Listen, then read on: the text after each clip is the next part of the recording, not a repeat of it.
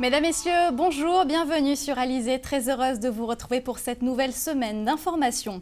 Aujourd'hui, nous sommes le lundi 26 octobre. Le président de région, Victorin Lurel, préside la 4e réunion plénière de l'année. Plusieurs sujets vont être abordés, notamment l'adoption du schéma régional des infrastructures et des transports des îles de Guadeloupe, le nouveau syndicat des eaux de Guadeloupe. Le président de région a également signé tout à l'heure les contrats de développement durable territoriaux, les fameux C2DT, en présence des maires concernés. Mais à quoi servent précisément ces contrats? Il faut savoir que tous n'ont pas accepté ces contrats de développement durable territoriaux, notamment la ville de Bémao. On fait tout de suite le point avec Karine Gielman. Si on signe un CDD avec la région, j'ai les moyens de signer, on le fera. Mais on le fera en janvier, pas pendant les élections. Je n'ai pas besoin de me faire voir à la télé en signant un CDD. On le fera en janvier. C'est déjà acté, c'est déjà arrêté. La mairie de Bémao irréductible face au C2DT. 31 communes sur 32 ont accepté ces contrats de développement territoriaux proposés par la région. Ils sont officiellement signés ce lundi lors des 4e plénières 2015. Les projets proposés dans le cadre de ces contrats de région sont importants tant à l'échelle régionale que communale, mais leurs nécessités divergent. À Petit-Bourg, par exemple, sur les 14 projets proposés, 2 ont été refusés, l'un sur l'aménagement du littoral, l'autre sur le golfe. Les enjeux préélectoraux semblent pour certains peser sur la négociation de ces contrats. Il y a pour 7 millions d'euros concernant la ville de Petit-Bourg, par son importance. Il faut rappeler que cela se passe 2 mois avant les élections, donc nous ne sommes pas dupes. Et ce que nous pouvons dire, c'est que sur les projets présentés, que les principaux projets structurants n'ont pas peut-être pu obtenir le financement nécessaire dans la mesure qu'au-delà même de Petit-Bourg, ce sont donc des projets structurants pour la Guadeloupe. À Sainte-Rose, la déviation Laboucan, projet important proposé par la mairie, a rencontré un engouement de la région, notamment pour le désengorgement routier qu'elle va entraîner. Alors aujourd'hui, il a fallu attendre qu'on ait une DEP pour nous permettre effectivement d'avancer sur ce dossier. Et vous voyez qu'avec l'établissement public foncier, qui a 9 mois pour pouvoir effectivement nous présenter sa copie. Ensuite, nous serons après vigilants pour que les choses effectivement s'accélèrent. On veut faire vite, mais on veut faire bien aussi.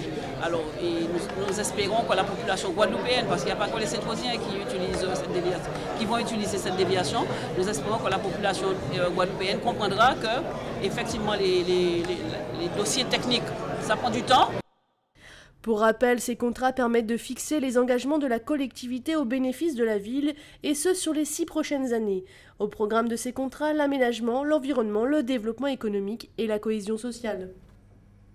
Politique toujours, avant de repartir en métropole, la ministre des Outre-mer Georges-Paul Angevin en a profité pour afficher son soutien ce week-end à Victorin Lurel, candidat à sa propre succession au régional 2015.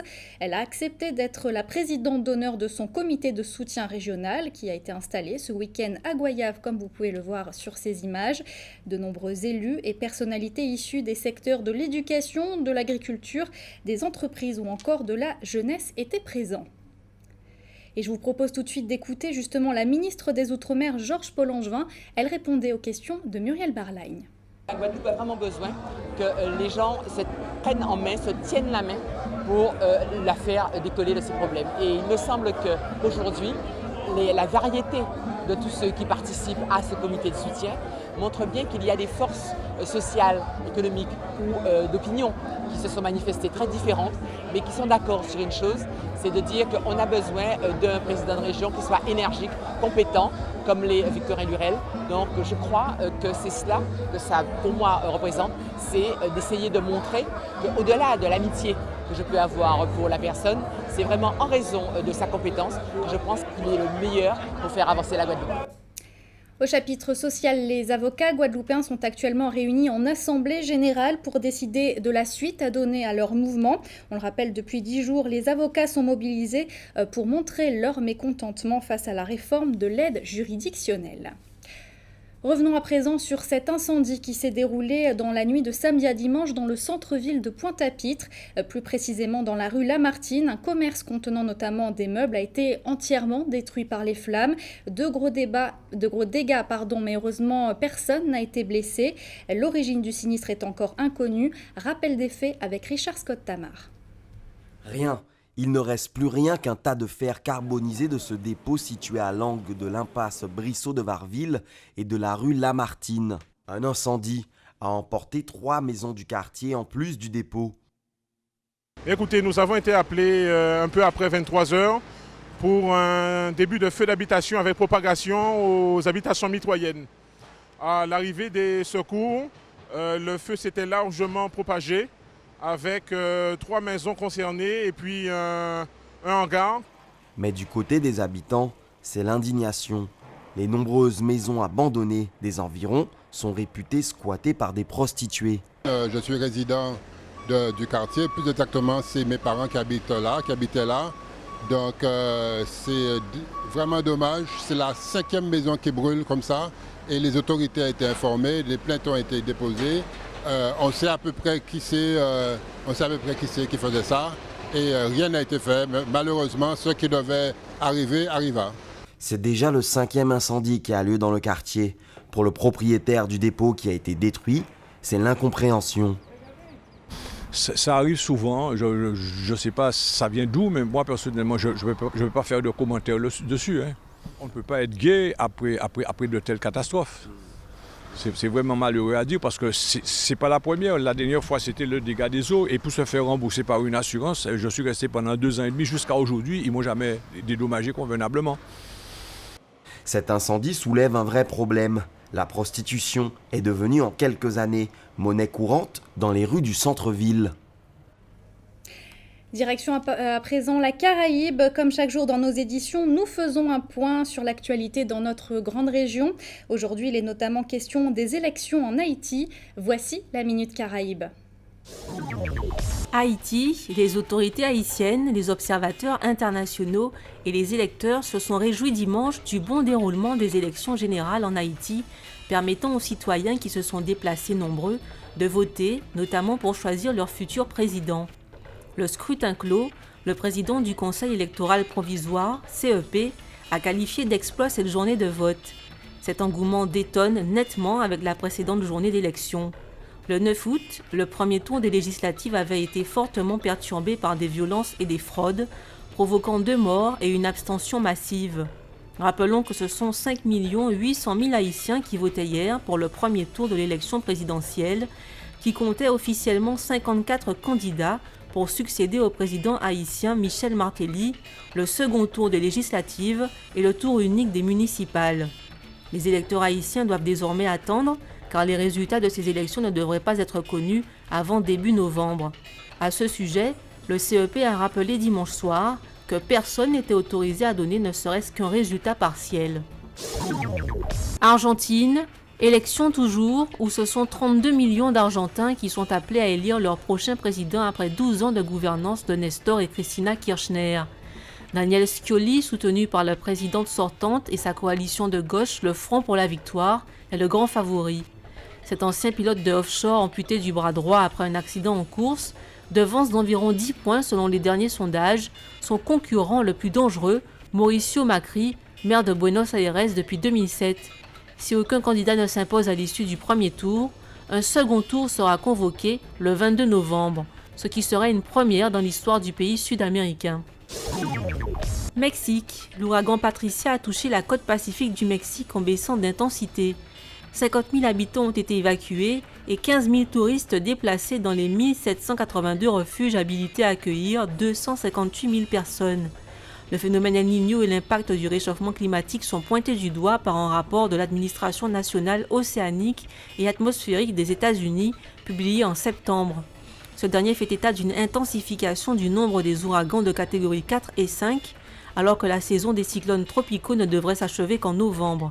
L'ouragan a été rétrogradé en tempête tropicale et il devrait continuer à perdre en puissance à mesure que la tempête s'engouffre à l'intérieur du Mexique, où les dégâts ont été moins importants que prévu, en dépit de fortes pluies sur le nord-ouest du pays. Actualité toujours en lien avec la Caraïbe, on va parler de la grande épopée Kanawa. Partie de la Dominique début octobre, l'embarcation baptisée Kubulika est arrivée hier à Sainte-Anne. Mais de quoi s'agit-il exactement? Le reportage d'Anne-Elisabeth Artsen et de Patrick Curie. Partie de la Dominique où elle a été fabriquée le 11 octobre dernier, La Kanawa Kaboulika 2 a rejoint les côtes saint-anaises avec 1h30 d'avance sur l'horaire annoncé, grâce notamment à de très bonnes conditions de navigation. Excellent, excellent. On a été plus vite que prévu. On a même dû ralentir un petit peu pour ne pas arriver trop en avance. Il n'y avait pas de vent, la mer était calme, le courant était très bon pour nous et la navigation était vraiment exceptionnelle. L'objectif de l'association Kanawa est de développer les pratiques sportives et culturelles en se dotant de plusieurs équipages, d'où la création d'une deuxième embarcation. Donc nous avions déjà une première Kanawa, Yomoliku, et nous avons construit une deuxième Kanawa, la Dominique, Kubulika, donc du mois d'avril au mois de juillet. Et à partir du mois d'octobre, nous avons été la chercher pour qu'elle puisse rentrer. La rentrée de Kubulika 2 a été mise sous cet angle-là. Il y en a l'autre, la proximité, il y en a l'autre, la solidarité. Véritable lien culturel entre les deux îles, l'association Kanawa a développé un véritable réseau de solidarité pour une collecte de dons destinée aux Dominicains. L'occasion pour le maire de Portsmouth de voir l'embarcation à l'œuvre et de remercier les Guadeloupéens. C'est un bon plaisir pour nous voir finissement voyage Kanawa là, en Saint-Anne, en Guadeloupe aujourd'hui. Ça nous voit après Erika, c'est en l'eau assistance. Ça nous m'a dit, en l'eau assistance pour tout le monde Guadeloupe. On voulait voir point opportunité là aujourd'hui pour dire monde Guadeloupe en l'eau merci. Première embarcation traditionnelle amérindienne de toute la Caraïbe, avec 3000 ans d'histoire, la Kanawa est l'embarcation patrimoniale par excellence. L'objectif de l'association du même nom, en collaboration avec l'AFOL GSA, qui compte désormais 30 ans d'activité, est d'éduquer par l'eau et de lier de ce fait le moderne à l'ancien, afin que la jeunesse ait également connaissance de son patrimoine. On ouvre la page des sports. Il y avait du sport mécanique ce week-end avec le rallye Carhuquera 2015. C'était l'avant-dernière manche du championnat de Guadeloupe. Et c'est Edmond Bicky qui s'est imposé sur sa 306 Kit Car. Résumé de ce week-end automobile avec Éric Pommier. Les traits des visages sont tirés, mais l'équipage Bicky Saint-André a mission accomplie en remportant la 26e édition du rallye Carhuquera. 4 spéciales au programme à l'affiche du dimanche matin et non des moindres. Un seul objectif pour le duo de la 306, augmenter le rythme sans commettre l'irréparable. Derrière, en effet, la Mitsubishi des frères Nègres colle à la calandre et met la pression. Qu'importe, Bicky et Saint-André n'ont pas craqué.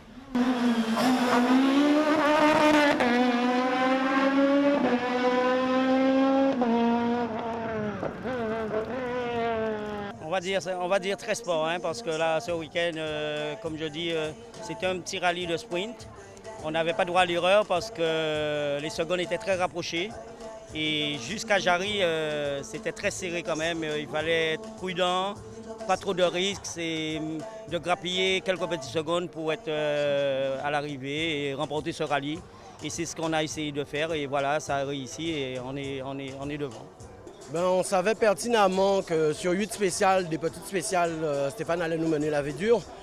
De surcroît, on fait une petite erreur à la deuxième d'hier, ce qui fait que Stéphane passe devant nous et depuis il n'a pas cessé de cravacher, donc on s'est vraiment craché dans les mains pour déjà le rattraper hier soir, mais vraiment faire en sorte qu'il ne nous passe pas aujourd'hui parce que la spéciale de Chazot était vraiment taillée pour lui, en plus il la connaît bien.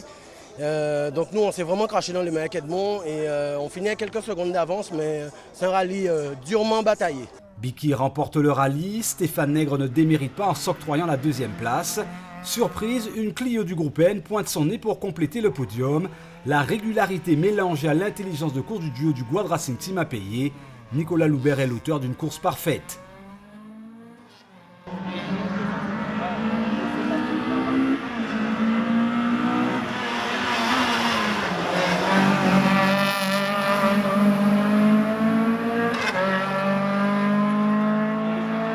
On a une très bonne auto, bien réglée, la mécanique aussi est très très fiable. Et après, je fais corps avec la voiture comme on dit, donc ça va tout seul.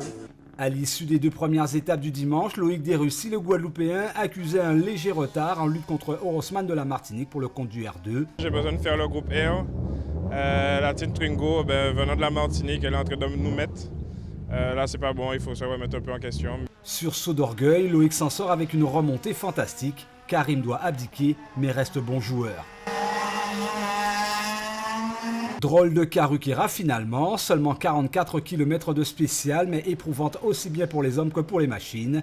Seulement 20 jours désormais pour réparer le psychique et la mécanique. Est déjà programmé le Sud-Bastère pour un show final. Biki devra confirmer.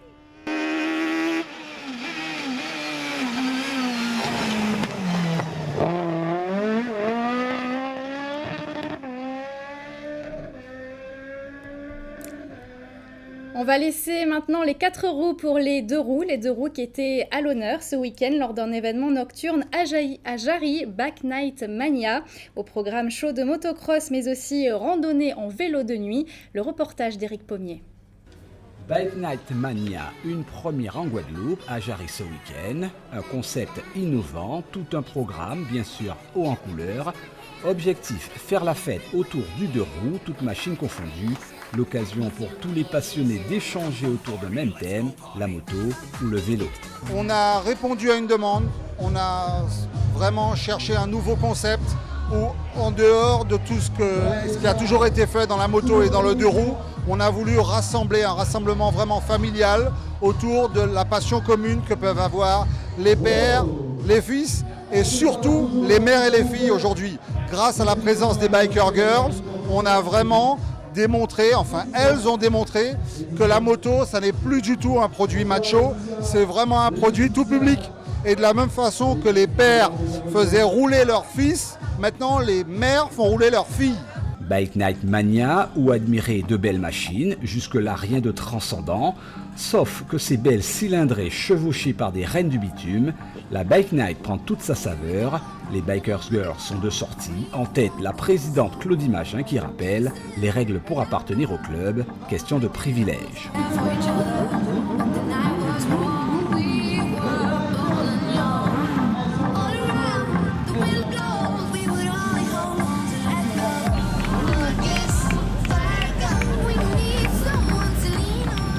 La première des choses qu'on demande pour faire partie de l'association, c'est le permis moto et être une fille.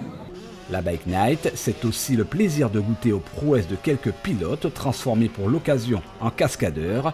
En scooter ou en moto type cross, une roue suffit pour faire le show. Seule condition, avoir le sens de l'équilibre.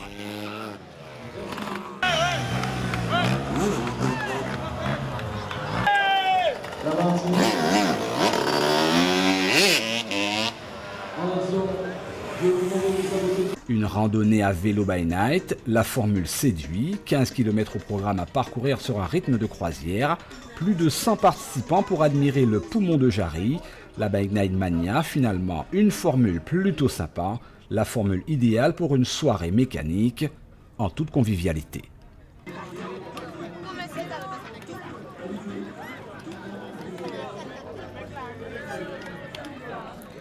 L'actualité sportive du week-end, c'est aussi le départ hier du Havre de la Transat Jacques Vabre. 42 bateaux ont mis le cap sur le Brésil. Et parmi les concurrents, Thibaut Vauchel-Camus, qui a passé toute son enfance en Guadeloupe et qui a même appris tous les rudiments de la voile dans nos eaux. Le skipper de 37 ans fait équipe avec un Breton, Victorien Hérussard, dans la catégorie des classes 40.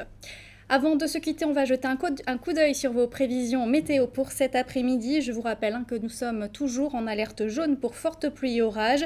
Cet après-midi, le temps restera humide avec des coups de tonnerre attendus notamment à Marie-Galante et sur la côte sous le vent. Les températures seront comprises entre 28 et 32 degrés. C'est la fin de cette édition. Merci de l'avoir suivi. Une édition que vous pouvez bien sûr revoir sur notre site www.alizé.com. Dans quelques instants, vous avez rendez-vous avec l'actualité nationale et internationale, le journal de TF1, suivi de petits secrets entre voisins. Pour ma part, je vous donne rendez-vous pour votre édition du soir. Ce sera à 19h. Bon appétit et très bon après-midi sur Alizé.